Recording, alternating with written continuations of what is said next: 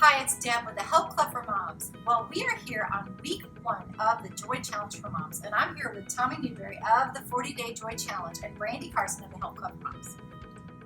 What we're doing is we're getting ready to start our first week of the Joy Challenge. Each day, you're going to be invited to watch a video that Tommy has prepared for us that teaches us and gives us tools how to find more joy in our life, followed by a little devotional that goes with each individual lesson written by the Help Club that you can use to dive deeper in finding more joy and focusing your life on just living a joy-filled life.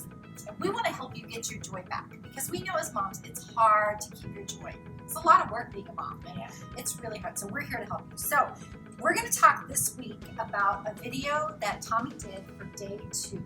And in day 2, Tommy, you talked about difficulties and keeping your joy. And so what I want to say to you, Tommy, is what would you say to a mom? Because being a mom is hard, okay? So what would you say to a mom who's going through a difficult season in her marriage or with her children? What would you say?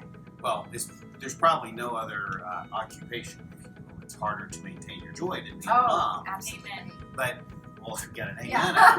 That's pretty good. So, life is a mixture of good and bad. And that means marriage is a mixture of good and bad. Parenting is a mixture of good and bad. Just being alive is a mixture of good and bad. And so the great thing about joy is it's not about what's going on around us. It's about what's going on inside of us. So we have control over that. It's not easy. We don't have to be perfect, fortunately, but we can control what we're thinking about. So, when there's tough things going on, you're going through tough seasons, you don't have to ignore them or pretend they don't exist. You just don't want to occupy your mind with only the bad stuff because there's always going to be bad and good. Yes. There's always going to be bad and good. And so the Apostle Paul, who wrote one of my favorite Bible verses, which is the basis for the 4-8 principle and for the Joy Challenge, is whatever is lovely, pure, true, gracious, just, ... think on these things. And the importance of that is Paul knew we were not automatically positive, but he also knew we were not hopelessly negative.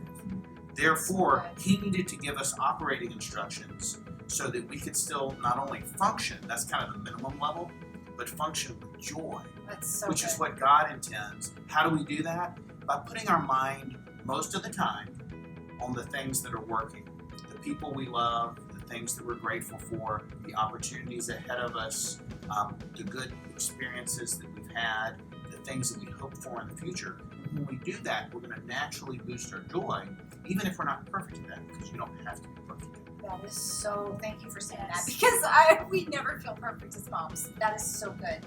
Okay, Brandy, you have 5 kids. Do you ever feel like it's hard to keep your joy? Oh, never.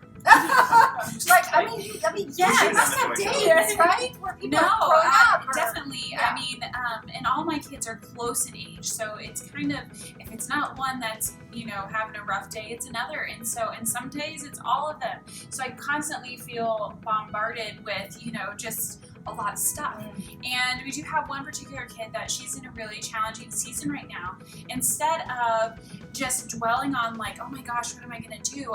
The Joy Challenge has really helped me to just kind of release that as it's coming and focus my attention on what does bring me joy. The little things, the little toddler giving me snuggles, the ministry I get to be a part of with the Help Club, just my friends and my husband and those positive things and making those more of a priority in my thought life than just the bombardment of the negativity. Now, some days it's hard because some days you're just like one thing after another, but at the end of the day, it just really helps me change my thoughts. One thing let me add is every day there's reasons to be joyful. Yes. And there's reasons to be down in the dumps. I mean, every single day, almost in every single relationship, every single circumstance. So what does it boil back down to? It's a choice. We have to choose joy. That is so good. And in one of your videos I loved, I think it's really big that I pulled away from, was you talk about everything has peaks and valleys. And finding the joy, even in the valleys, helps you find a little bit of joy even in the hard stuff. And that's really helped me change my perspective. Yeah, and in life there's going to be a lot of those valleys. Amen. And when you're on the mountaintop, it's not going to be all wonderful either. Yes. I love that. That has been so helpful for me. So we hope you join us for the Joy Challenge for Moms, and we'll see you next week. Bye-bye.